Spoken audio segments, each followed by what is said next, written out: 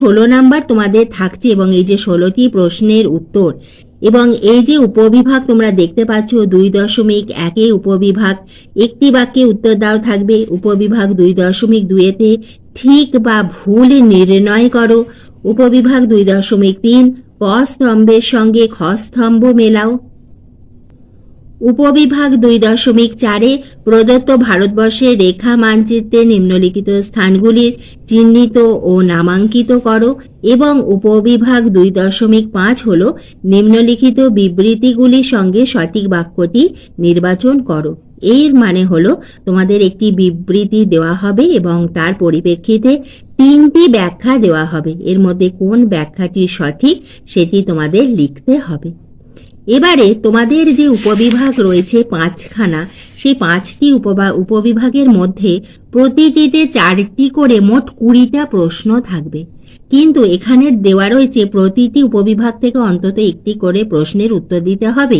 সেজন্য তুমি যদি 4টি উপবিভাগ থেকে প্রত্যেকটা থেকেই 4টে করে 16টি প্রশ্নের উত্তর লিখলে এবং একটি উপবিভাগ অ্যাটেন্ড করলে না, তাহলে কিন্তু তুমি সেই উপবিভাগের নম্বরটা পাবেই না।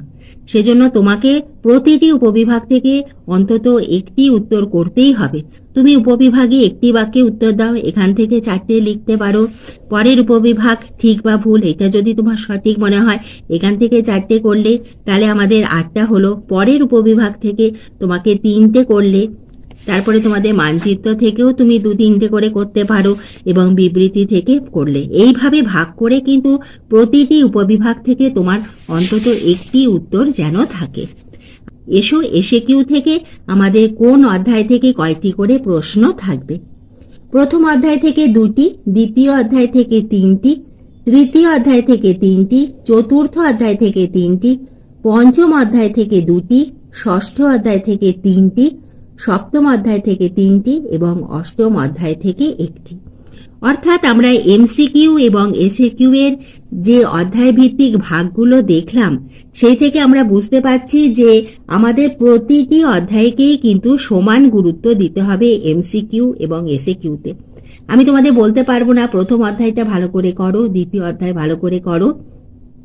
তোমাদের এমসিকিউ এবং এসএকিউ এর জন্য আমি তোমাদের বলবো যে তোমাদের টেক্সট বইটা খুঁটিয়ে পড়তে হবে। ছোট প্রশ্নগুলো, যে লাইনটা তোমাদের মনে হবে একটু দেখবে মোটা করে লেখা রয়েছে, সেখানে পেন্সিল দিয়ে আন্ডারলাইন করো। এই সকল টেস্ট পেপারে এমসিকিউ এবং এসএকিউ গুলো তোমাদের কিন্তু সলভ করতে হবে, কারণ এমসিকিউ এসএকিউ এ সেইভাবে সাজেশন হয় না। এছাড়া তোমরা বিগত বছর লাস্ট ইয়ার্সের যে কোয়েশ্চেন্স আছে তারও তোমরা এমসিকিউ এসএকিউ গুলো